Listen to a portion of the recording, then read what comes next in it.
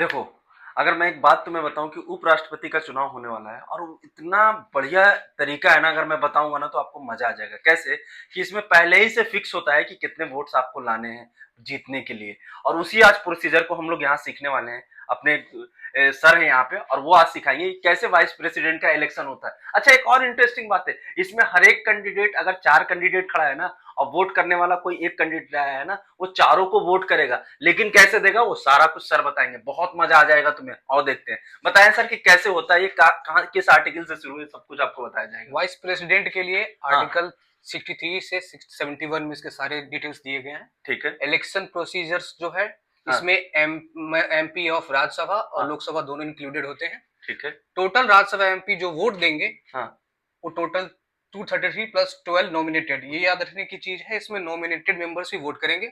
Lok Sabha MP 543, total 788 लोग vote करेंगे इसमें। ठीक है। अच्छा, 788 मतलब लोग वोट करेंगे जो एमपी दोनों राज्यसभा और लोकसभा में अच्छा ठीक है। और ये इलेक्शन जो है ये टोटली बेस्ड है प्रेफरेंशियल वोटिंग पे। अच्छा। और ये सिंगल ट्रांसफरेबल वोट सिस्टम। ये क्या होता है दो सर, प्रेफरेंशियल वोटिंग और सिंगल ट्रांसफरेबल? इसमें हमें बताना होता है कि हमें किसी जितने कैंडिडेट्स दिए हुए हैं उसको हम प्रेफरेंस देंगे कि पहले नंबर पे कौन है हमारा, दूसरे नंबर पे कौन जिसको हम पसंद कर रहे हैं, थर्ड फोर्थ ऐसे ही। अच्छा, एक एग्जांपल से जरा मुझे समझाइए इसमें तो आप। जैसे एक एग्जांपल हम प्रॉपर लेते हैं, इससे पहले ये जाना जरूरी है कि एक कोटा सिस्टम होता है जिसके बेसिस पे वोटिंग होगी। अच्छा। इसमें होता है, इसका फॉर्मूला है value of valid votes upon number of vacancies plus plus 1। यहाँ पे नंबर ऑफ वैकेंसी 1 ही है क्योंकि एक ही वाइस प्रेसिडेंट का पोस्ट तो एक ही है, तो उसके लिए वहां पे 1 हो गया, प्लस ये 1 हो जाएगा, वैलिड वोट अभी ये सर आगे समझाएंगे आपको, +1 ये फॉर्मूला है। हालांकि 788 के टोटल वोट्स होंगे तो थोड़ा कॉम्प्लिकेटेड होगा, हम इसको 100 के वैल्यू मान के चलते हैं। यानी टोटल 100 वोटर्स हैं, यानी टोटल 100 एमपीज वोट डालने जा रहे हैं। मैं आपको एक बात बता रहा हूँ कि जैसे ये इस पे अगर एग्जांपल से देंगे तो उतना हमें समझ नहीं आएगा, तो सर ने 100 वोट ले लिया कि 100 लोग वोट करने जा रहे हैं, मतलब 100 वोट पड़ने वाले हैं, ठीक है। अब इसमें कोटा क्या हो जाएगा 51, अगर इसी फॉर्मूले में पुट कर दे तो कोटा 51 हो जाएगा। मतलब जो 51 वोट लाएगा वही विनर घोषित किया जाएगा। अब ये क्लियर होगा कि 51 वोट चाहिए चाहिए जीतने के लिए। आगे देखते हैं अब क्या है। अब इसमें मान लीजिए कोई कैंडिडेट्स है A B C D, ठीक है।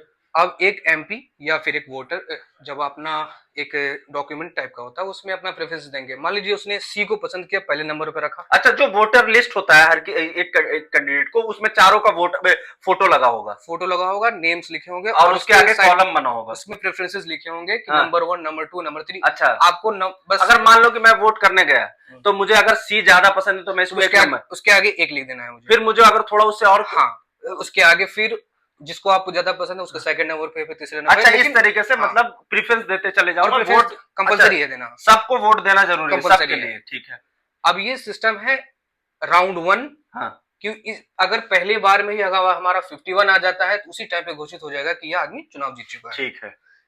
लेकिन कॉम्प्लेक्स ये होता है जब राउंड 1 में नहीं निकल पाता। जैसे अब इस एक कंडीशन को ले जिसमें ए को टोटल 40 कैंडिडेट्स ने नंबर 1 प्रेफरेंसेस दिए। अच्छा, बी को 30 दिए हैं, सी को 20 दिए हैं, डी को 10 दिए हैं। अच्छा, ये क्या है, मतलब टोटल वोट पड़ने के बाद काउंट हुआ कि ए के हिस्से में जो नंबर 1 पोजीशन है 40 बार इसको मिला, 40 बार मिला है, इसको 30 बार, और इसको 30 बार नंबर 1 मिला है इसको, तो नंबर 1 प्रेफरेंस अगर मिला है तो उसी के अकॉर्डिंग उनकी रैंकिंग डिसाइड होगी। आप समझ रहे होंगे, ठीक है। लेकिन ये थोड़ा इंटरेस्टिंग नहीं लग रहा है, जैसे कि ए में 40 मिला है तो मेजोरिटी के हिसाब से जीत जाना चाहिए, तो जीत जाना चाहिए। हाँ, इसमें लेकिन अब हम इसमें बी को जिताएंगे। अच्छा, कैसे? क्योंकि राउंड 1 में तो हमें डिसाइड नहीं कर पाया, 51 आया ही नहीं। हाँ, चाहिए तो 51। अब राउंड 2 के कैलकुलेशन होगा। हाँ, ठीक है। अब इसमें हम देखेंगे कि सबसे कम प्रेफरेंसेस किसको मिले हैं, डी को, ठीक है।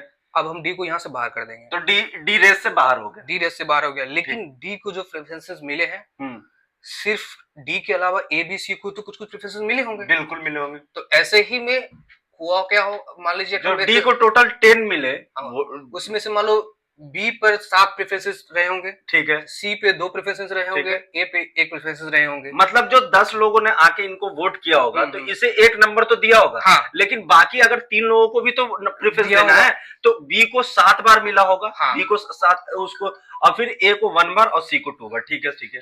ऐसे करके जब इस सारे को अब ए वाली वैल्यू को हम इसमें रख देंगे, अब ए के साथ जोड़ेंगे उसकी और वैल्यू। बी को इसके साथ जोड़े, सी ठीक को ठीक टोटल आ जाएगा ये, लेकिन अभी भी कंक्लूजन नहीं निकला है। अच्छा, ये वैल्यूज यहाँ हमने दिया कि ए को डी के जो हिस्से वोट आया था उसको 1 यहाँ ले जाकर दिया, बी को जो यहाँ 7 मिला था उसे यहाँ दिया, और डी के बैलेट पेपर में जो सी को 2 मिला था वो यहाँ दिया।